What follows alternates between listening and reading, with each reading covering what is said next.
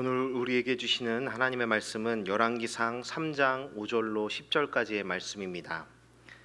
열왕기상 3장 5절로 10절까지의 말씀을 저와 여러분이 한 절씩 교독하시고 마지막 10절 말씀은 함께 합독하도록 하겠습니다. 하나님의 말씀입니다.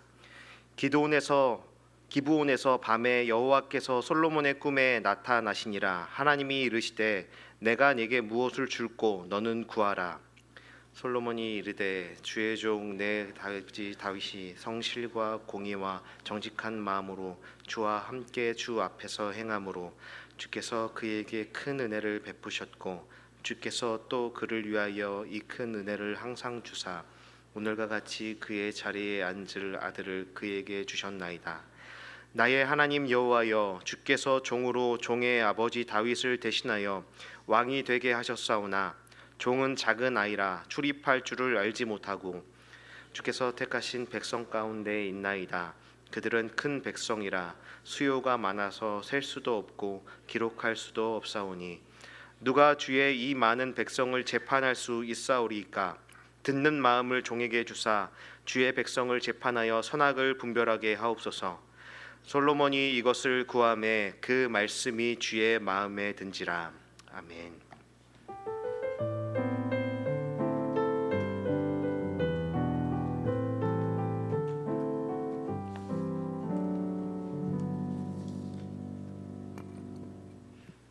제가 지난달에 아직 덜 차가워졌을 때 가을을 좋아한다고 말씀드리면서 여러분들도 가을을 잘 즐기셨으면 좋겠다라고 말씀을 드렸는데, 제가 가을을 좋아하는 이유 중에 하나는 요즘처럼, 지난달 말고 요즘처럼 이 목덜미를 스치는 선선한 바람이 불기 때문입니다.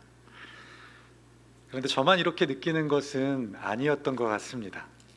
제가 최근에 좋아하는 작가의 수필집을 읽다가 이런 내용을 발견하였습니다.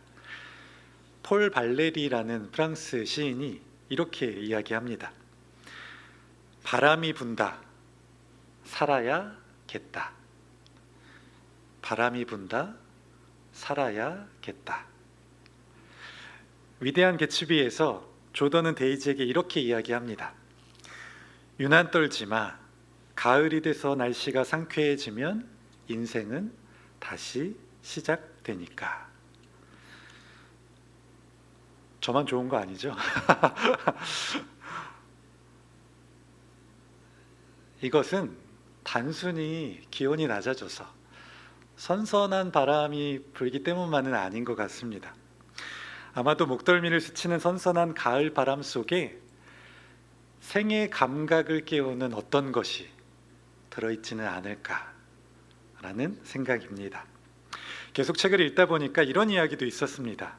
우리나라에 고려시대 때부터 포세청이라는 곳이 있었다고 합니다. 포세가 무엇이냐 하면, 여기 한번 보시면 사고 등에 보관된 서적 혹은 물에 젖은 물건, 옷가지 등을 꺼내어서 습기를 말리고 벌레를 막기 위해 바람에 쐬고 또 햇볕에 말리는 일이라고 합니다. 예전에는 포세청에서 길이를 선택을 해서 담당 관리들은 관복을 입고 또 4번이나 절을 한 뒤에 서고에서 책을 꺼내 정성스럽게 포세를 했다고 합니다. 이 가을은 무엇을 하기에 적당히 좋은 계절이지만 다시 잘 살아보기 위해서는 마음의 포세를 해야 되지 않을까 하는 생각을 하게 되었습니다.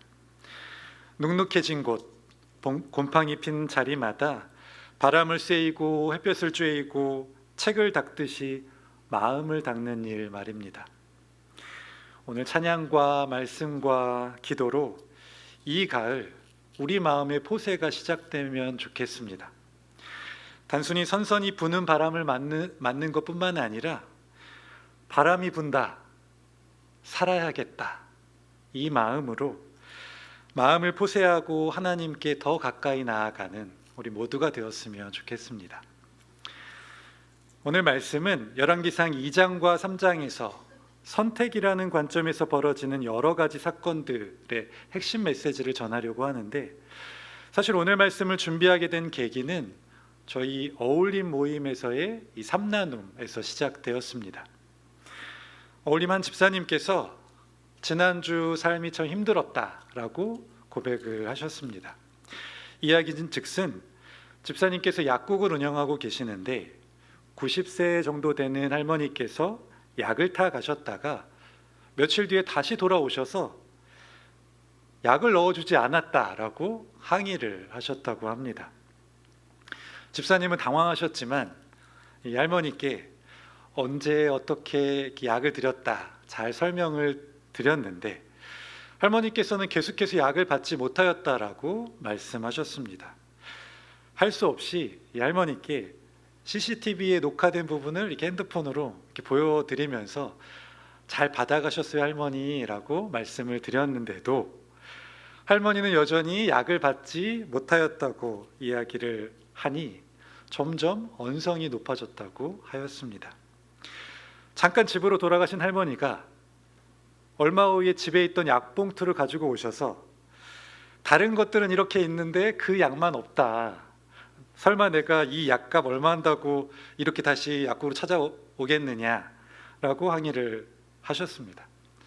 순간 집사님이 그냥 약을 드리고 마무리를 할까라는 생각을 하다가 내가 잘못한 것이 없고 사실을 말씀드려야겠다는 생각에 할머니에게 목소리를 높여서 그렇지 않다고 계속해서 이야기를 하셨습니다. 그랬더니 그제서야 할머니께서 다시 집으로 발걸음을 옮기셨다고 하였습니다. 주중에 있던 이 일로 인하여서 집사님은 한 주 동안 마음이 계속해서 불편하고 매일 읽는 말씀도 잘 귀에 들어오지 않고 또 눈에 들어오지 않았다고 이야기하셨습니다. 어울림 멤버들이 이 이야기를 가지고 서로 이제 이야기를 하기 시작하였습니다. 어려운 상황 가운데 있었던 집사님을 먼저 위로하기도 하고 어떤 선택을 하는 것이 과연 좋은 선택이었을까? 선택에 따라 어떤 일들이 일어날까? 등등 여러 가지 이야기들을 나누었습니다. 이야기를 다 마친 후에 제가 집사님께 이렇게 물어보았습니다. 집사님, 다음 주에 할머니께서 다시 약국을 찾아오시면 집사님은 어떻게 하시겠습니까? 만약 여러분들이시라면 어떤 선택을 하시겠습니까? 인생은 선택의 연속입니다. 그런데 문제는 이 선택이 간단한 일이 아니라는 데에 있습니다. 선악의 문제가 아니고 복잡하고 다양하게 얽혀있는 경우가 다반사이기 때문입니다. 또한 아무 선택이나 할 수 없는 것은 계속된 우리의 선택이 지금 우리의 모습을 보여주고 있고 이러한 반복된 선택이 우리 인생을 결정하기 때문입니다. 우리는 어떻게 해야 행복한 선택을 할 수 있을까요? 어떻게 해야 그리스도의 향기 나는 선택을 할 수 있겠습니까? 오늘 열왕기상 2장과 3장에 나오는 인물들은 각자 자신의 관점에서 특정 선택을 하고 있습니다. 과연 하나님 나라 백성들은, 특별히 우리 높은 뜻 사람들은 어떤 선택을 해야 하는지, 하나님께서 조금 더 기뻐하시는 선택은 어떤 것인지 오늘 말씀을 통해 한번 찾아보려고 합니다. 첫 번째 인물은 아도니아입니다. 아도니아의 선택은, 이 선택의 기준은 바로 욕망이었습니다. 다윗의 넷째 아들이었던 그는 처음부터 마지막까지 자신 안에 솟아오르는 그 욕망에 충실한 사람이었습니다. 사실 아도니아는 다윗 왕을 이어 왕이 될 확률이 가장 높은 사람이었습니다. 다윗의 장자 암논은 누이 다말을 범한 죄를 지었고 그로 인해서 이 다말의 오빠였던 다윗의 셋째 아들 압살롬이 그를 죽이게 되었습니다. 이후 압살롬은 반역을 일으켜서 아버지인 다윗을 몰아내고 왕이 되려고 하였으나 실패하여서 그 또한 죽임을 당하게 되었습니다. 둘째 아들인 길르압은 출생 후 기록이 없는 것으로 보아 사망한 것으로 추정되기 때문에 바로 이 넷째 아들이었던 아도니아가 다윗의 생존 아들 중에 첫 번째 상속권자였습니다. 그런데 그는 왕이 되고자 하는 욕망으로 다윗이 죽기도 전에 스스로 왕위에 오르는 것을 계획합니다. 열왕기상 1장 5절 말씀을 제가 읽어드리겠습니다. 그때의 학기세 아들 아도니아가 스스로 높여 이르기를 내가 왕이 되리라 하고 자기를 위하여 병거와 기병과 호위병 50명을 준비하니, 이렇게 스스로 왕이 될 것을 준비하고 있었습니다.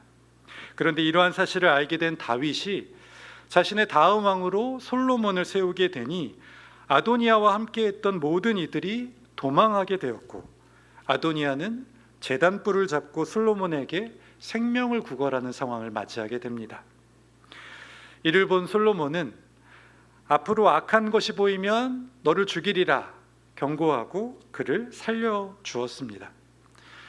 상식적으로 이렇게 목숨을 겨우 부지한 아도니아라면 솔로몬의 경고처럼 악한 것이 보이지 않도록 주의하고 솔로몬에게 책잡힐 일을 하지 않아야 하겠지만, 아도니아는 마음속에서 계속해서 솟아오르는 이 욕망을 거절하지 못하였습니다. 그는 다시 한번 욕망에 따른 선택을 하게 되는데, 열왕기상 2장 15절 17절 말씀을 제가 읽어드리겠습니다. 그가 이르되 당신도 아시는 바이거니와 이 왕위는 내 것이었고 온 이스라엘은 다 얼굴을 내게로 향하여 왕으로 삼으려 하였는데 그 왕권이 돌아가 내 아우의 것이 되었음은 여호와께로 말미암음이니이다. 그가 이르되 청하건대 솔로몬 왕에게 말씀하여 그가 수넴 여자 아비삭을 내게 주어 아내를 삼게 하소서. 왕이 당신의 청을 거절하지 아니하리이다. 당신은 이전에 왕의 아내를 취하는 것이 권력의 상징이었는데, 아도니아는 다윗이 죽기 전에 수종들던 아비삭을 아내로 삼아서 재기의 발판을 삼으려 했던 것입니다. 하지만 그의 계략은 솔로몬의 큰 분노를 사게 되고 그는 결국 비참한 죽음을 맞이하게 되었습니다. 여러분, 아도니아가 이해가 되십니까? 그는 정말 어리석은 사람처럼 보입니다. 인간적으로 조금 억울한 측면이 있을지는 모르겠으나 이 모든 사달은 그의 욕망 때문에 일어났습니다. 그는 하나님의 때를 기다리지 못했고 하나님이 원하시는 것이 무엇인지 헤아리려고도 하지 않았으며 오직 자신의 욕망만으로 살아갔던 사람이었습니다.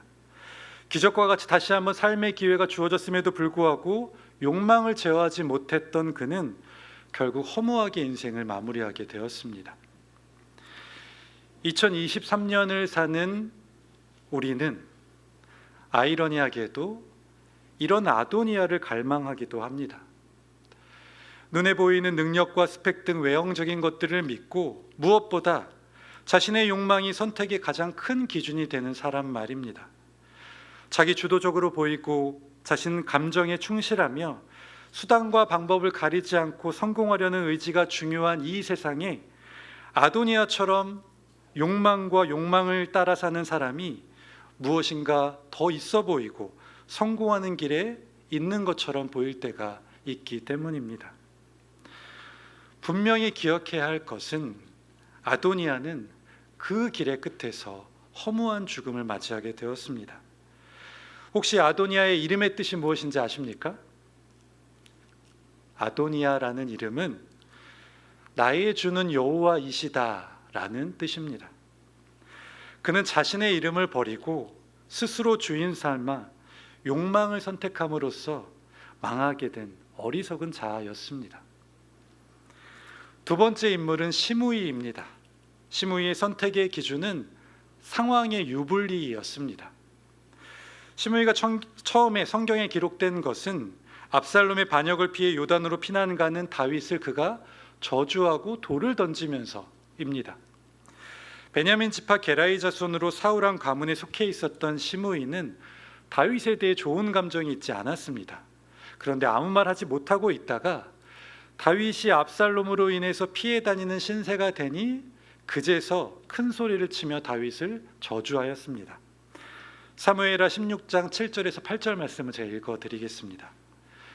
시므이가 저주하는 가운데 이와 같이 말하니라.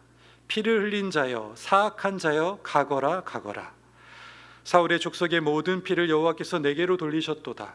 그를 이어서 내가 왕이 되었으나 여호와께서 나라를 내 아들 압살롬의 손에 넘기셨도다. 보라 너는 피를 흘린 자이므로 화를 자초하였느니라 하는지라. 시므이의 이런 호기가 끝까지 이어졌다면 그의 용맹과 고든 심지로 이해하겠지만 안타깝게도 급 태세 전환이 일어납니다. 바로 압살롬이 패배하여 죽고 다윗이 다시 왕자의 자리로 돌아가는 길에 시므이가 온 베냐민 지파 사람들과 함께 나아가서 다윗 왕 앞에 엎드려서 이렇게 이야기합니다. 사무엘하 19장 19절 20절 말씀도 제가 읽어드리겠습니다. 왕께 아뢰되 내 주여 원하건대 내게 죄를 돌리지 마옵소서.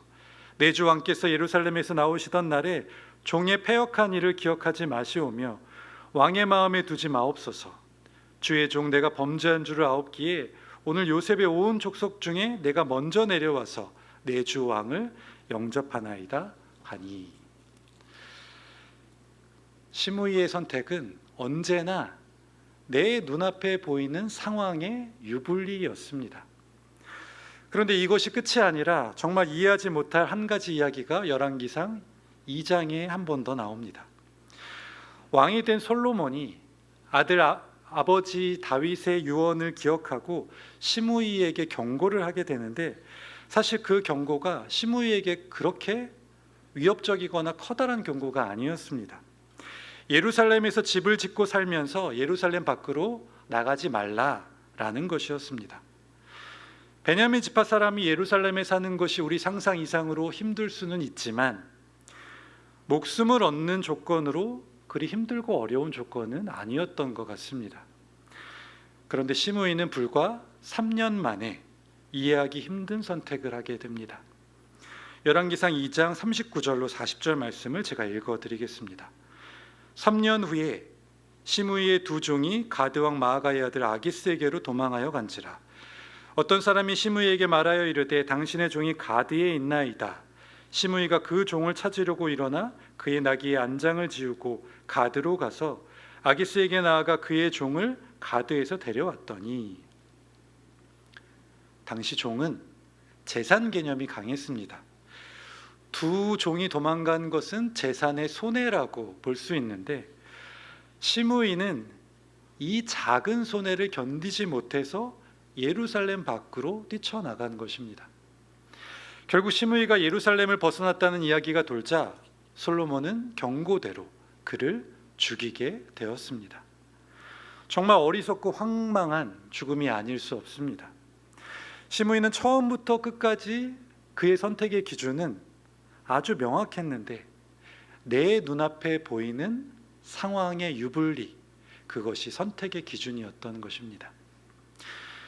개인적으로 시므이가 정말 이해가 안 되면서도 한편으로는 제 삶 속에서도 시므이의 모습을 보게 되기도 합니다. 조금이라도 손해보는 일은 하지 않으려 하고 매 순간 이익을 취하려 하는 그 모습이 제게도 있기 때문입니다. 그런데 이런 모습이 실제 우리 주변에서 흔히 볼 수 있는 모습이고, 또 이런 사람들이 사회에서 실적이 좋고 승진을 하며 스마트한 사람이라고 평가를 받기도 합니다. 어쩌면 이 시대에서 성공하는 사람들의 주요한 특징이라고 할 수도 있을 것 같습니다.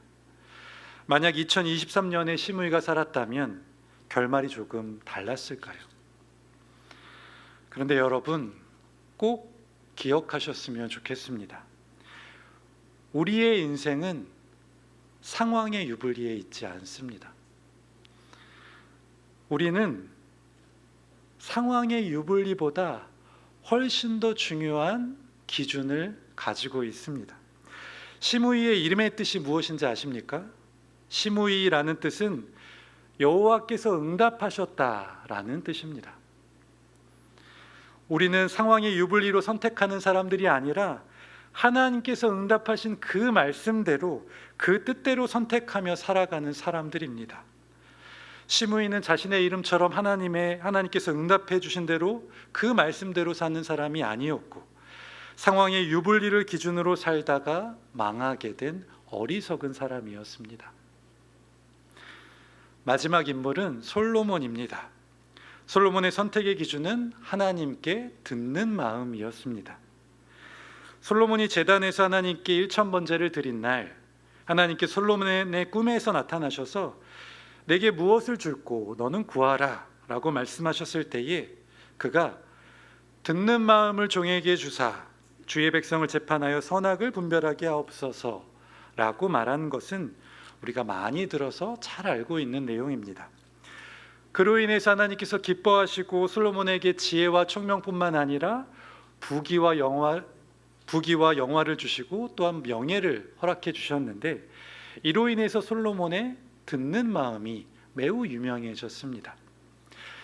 그런데 우리가 너무 잘 알고 있는 말씀이어서 조금 곰곰이 생각해 보면 조금 다른 뉘앙스가 느껴지기도 합니다. 한 나라 왕에게 듣는 마음은 조금 이질적인 것이기 때문입니다. 왜냐하면 이 당시 왕은 행정, 사법, 입법이라는 국가 권력을 모두 다 쥐고 있었고, 심지어 사람의 생명을 좌지우지할 수 있는 큰 권력을 가진 사람이었습니다. 이런 막강한 권력을 가진 사람이 누구의 이야기를 들을 필요가 있겠습니까? 혹시 이렇게 큰 권력을 가진 왕이 남에게 도움을 청하고 듣기를 바란다면 오히려 약해 보이고 부족해 보이지는 않았을까요? 옛날 이야기가 아니라 이 시대에도 조그마한 권력이라도 갖게 되면 대부분의 사람들은 남의 이야기를 잘 듣지 않습니다. 아니, 들을 필요가 없다고 생각하는 경우가 많고, 내 마음, 내 의지대로 그대로 하는 것이 권력이라고 착각하기도 합니다. 그런데 신기하게 솔로몬은 듣는 마음을 조금도 부끄러워하지 않았고 당당하게 이야기하고 있습니다. 오늘 본문을 자세히 살펴보니 듣는 마음뿐 아니라 조금 독특한 단어들이 계속해서 나오는 것을 보게 됩니다. 솔로몬은 이 짧은 대화에서 하나님을 주라고 8번이나 이야기하고 있고, 반대로 스스로를 종이라고 5번이나 말하고 있는 모습을 보게 됩니다. 그러니까 이스라엘의 왕이 된 솔로몬이 하나님께 듣는 마음을 구한 것은 단순히 듣는 마음, 지혜를 구한 것이 아니라 이스라엘의 왕은 하나님이시고 나는 종으로 그 역할을 대신한 것뿐이다 라고 이야기하고 있는 것입니다. 왜냐하면 종이 주인의 말씀과 마음을 듣는 것은 당연한 일이기 때문입니다. 하나님께서 기뻐하셨지만 더 크게 기뻐하신 데는 이런 이유가 있었습니다. 원래 하나님께서는 이스라엘의 왕이 필요치 않다고 생각하셨습니다. 당연하게도 이스라엘 민족에게는 유일하시고 전지전능하신 왕이신 여호와 하나님이 계셨기 때문입니다. 그런데 이스라엘 백성들이 어느 순간 집요하게 다른 나라들처럼 우리에게도 보이는 왕이 필요하다고 이야기하기 시작하였습니다. 왕이 있는 나라가 전쟁에서 더 강한 것 같고 부국강성해지는 것처럼 보였기 때문입니다. 하나님께서는 이스라엘의 왕이 왜 필요한지 되물으시고 그들을 책망하시기도 하셨지만 결국에 이스라엘의 이런 요구들을 들어주셨습니다. 대신에 왕정이 권리가 아닌 하나님께서 부여하신 임무이자 대리임을 강조하셨습니다. 사무엘상 8장 6절에서 9절 말씀을 제가 읽어드리겠습니다. 우리에게 왕을 주어 우리를 다스리게 하라 했을 때에 사무엘이 그것을 기뻐하지 아니하여 여호와께 기도하매 여호와께서 사무엘에게 이르시되 백성이 내게 한 말을 다 들으라. 이는 그들이 너를 버림이 아니요 나를 버려 자기들의 왕이 되지 못하게 함이니라. 내가 그들을 애굽에서 인도하여 낸 날부터 오늘까지 그들이 모든 행사로 나를 버리고 다른 신들을 섬긴 같이 내게도 그리하는도다. 그러므로 그들의 말을 듣되 너는 그들에게 엄히 경고하고 그들을 다스릴 왕의 제도를 가르치라. 하나님의 이 아파하시는 마음이 여러분 좀 느껴지시나요?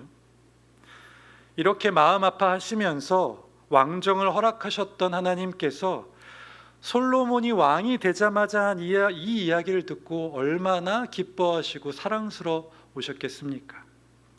아마 하나님의 눈에 꿀이 떨어지지 않았을까 상상해 봅니다. 솔로몬의 첫 번째 소원이 듣는 마음이라는 것은 나의 주인뿐만 아니라 이스라엘의 주인이 여호와 하나님, 그 여호와 하나님이라는 것을 밝히고 하나님께서 다시 우리의 왕이 되어주시기 바란다라는 소망을 담고 있는 소원이기 때문입니다. 솔로몬의 이름이 하나 더 있습니다. 그 다른 이름, 하나님께서 직접 지어주신 솔로몬의 다른 이름은 여디디야라는 이름입니다. 여디디야라는 뜻은 여호와의 사랑하시는 자라는 뜻입니다. 솔로몬은 하나님께서 나와 우리의 주인이시라는 그 마음으로 그가 들려주시는 마음에 귀 기울이고 그 말씀대로 살아가기로 선택하는 하나님의 사랑받는 자였습니다. 다시 서두의 질문으로 돌아가서 어울림 집사님께 제가 집사님 다음 주에 할머니께서 다시 약국으로 오시면 어떻게 하실 거예요? 라고 물었을 때 집사님께서 조금 쑥스럽게 그리고 약간의 결의를 가지고 이렇게 대답하셨습니다. 제가 죽어야죠. 그게 하나님의 뜻인 것 같아요. 어울림 모임에 오기 전에 예배 시간 때 오대식 목사님의 설교 내용이 죽어야 한다 였습니다. 그러니까 집사님은 다음 선택의 기로에서 하나님께서 내게 주신 마음, 내가 죽어야 한다, 그 마음을 가지고 하나님께서 조금 더 기뻐하신 선택을 하기로 결단한 것처럼, 조용히 결심하신 것처럼 보였습니다. 저 어울림 멤버들이 한 주 동안 이 집사님을 위해서 기도하였습니다. 실제로 기도하다 보니 할머니께서 다시 약국에 오셨는지, 그랬다면 집사님이 어떻게 반응을 하셨는지, 집사님의 마음은 평안하셨을지 궁금해지기 시작하였습니다. 제가 참다 못해서 목요일 즈음에 집사님께 이렇게 문자를 보냈습니다. 한번 보여주시면, 예. 보시다시피 할머니께서 오셨습니다. 월요일 날 다녀가셨는데 아무 일 없이 다녀가셨다고 이야기하셨습니다. 그리고 주일날 다시 어울림 모임에 모이게 되었는데 집사님께서 이렇게 간증하셨습니다. 내가 죽어야지 생각하고 있었는데 할머니께서 아무 일 없이 다녀가시니 마음이 평안해져서 한 주 동안 다른 분들에게도 이 죽어야지 하는 마음으로 대할 수가 있었다라고 이야기하셨고, 또한 게다가 나를 위해서 이렇게 든든하게 뒤에서 기도해 주시는 사람들이 있음에 더 평안하게 한 주를 생활할 수 있었다라고 간증하셨습니다. 저는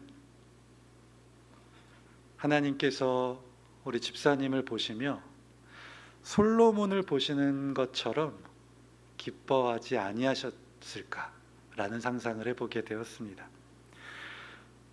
많은 선택의 기로와 복잡한 마음 가운데에서 나를 주인 대접해주고 내 마음에 귀 기울이고 그 말씀대로 살려고 노력하는 나는 참 고맙고 사랑스럽다. 저는 하나님께서 이런 마음이실 거라 확신합니다.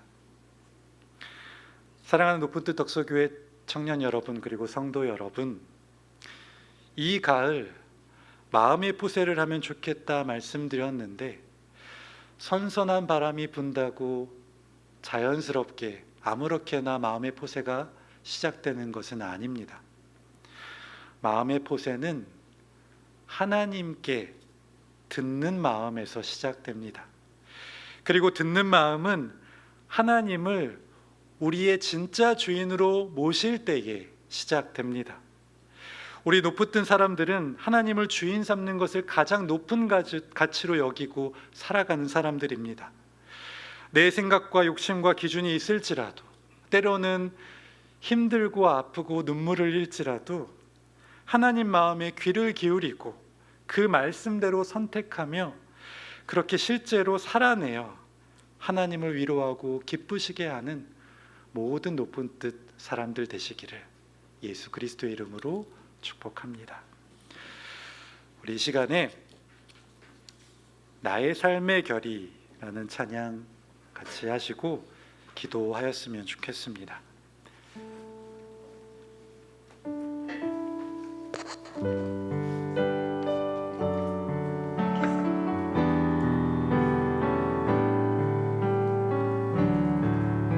주를 바라며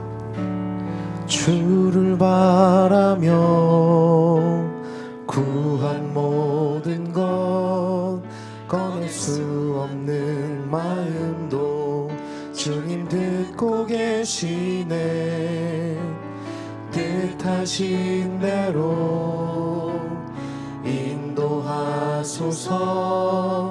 언제나 주님 따르며 그 곁에 거하리라. 주의 인자는 영원하시니, 주의 인자는 영원하시니, 신실한 주의 이끄심 나는 찬양하리라. 모든 시간을 주께 드리네. 한 걸음 내디딘 삶을 나의 주께 드리네. 주와 함께한 고백 내 삶에 채우소서. 나를 향하신 주님의 마음 담아주소서. 주의 품으신 계획 온전히 이루소서. 나의 삶의 결이 주의 길을 닿게. 우리 처음부터 다시 한번 고백합니다. 주의 인자는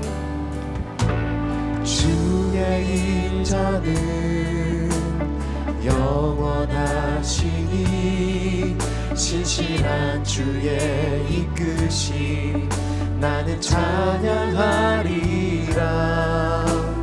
모든 시간을 주께 드리네. 한 걸음 내디딘 삶을 나의 주께 드리네. 주와 함께한 고백 내 삶에 채우소서. 나를 향하신 주님의 마음 담아주소서. 주의 품으신 계획 온전히 이루소서. 나의 삶의 결이 주의 길을. 다시 한번 우리 삶으로 주 앞에 고백합니다. 주와 함께한 고백 내 삶에 채우소서. 나를 향하신 주님의 마음 담아주소서. 주의 품으신 계획 온전히 이루소서. 나의 삶의 결이 주의 길을 닿게 하소서.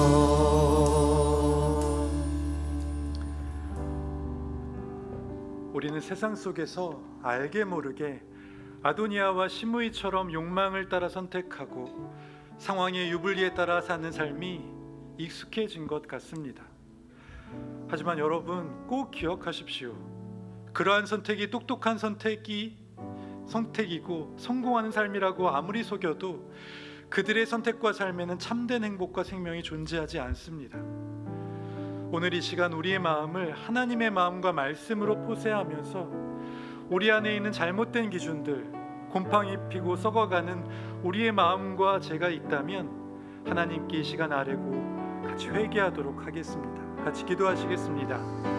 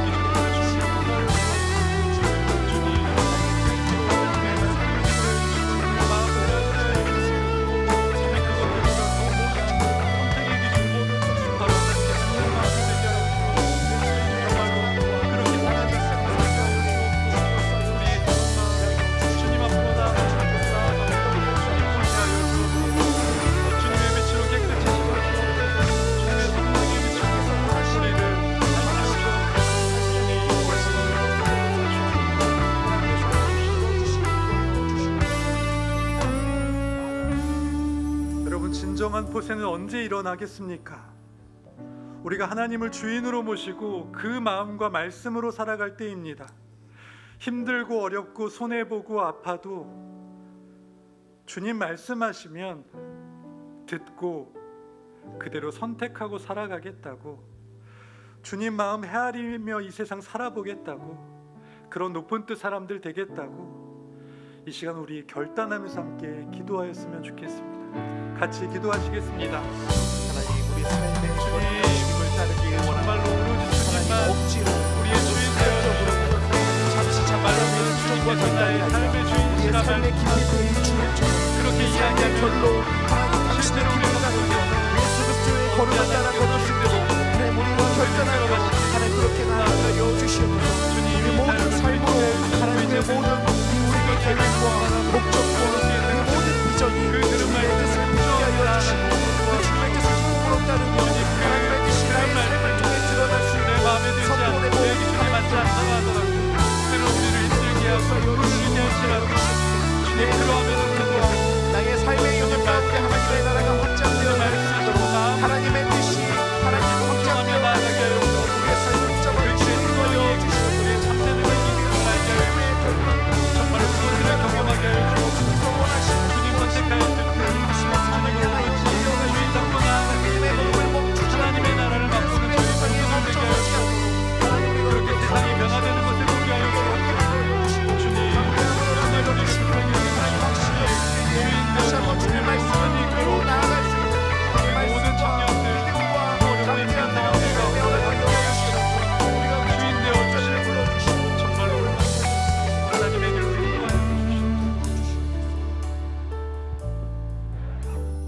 하나님, 이 가을 선선한 바람을 맞으며 다시 한번 하나님을 생각해 봅니다. 이제까지 욕심 많고 자기 멋대로 똑똑한 척했던 저희들을 용서하여 주옵소서. 이제는 우리 삶의 주인을 하나님으로 모시고 하나님 말씀과 마음을 듣는 우리 되게 하여 주옵소서. 힘들지만 아프지만 그럼에도 불구하고 듣는 마음으로 선택한 우리 삶이 하나님의 기쁨 되고 그리스도의 향기가 되게 하여 주옵소서. 예수 그리스도의 이름으로 기도드립니다. 아멘.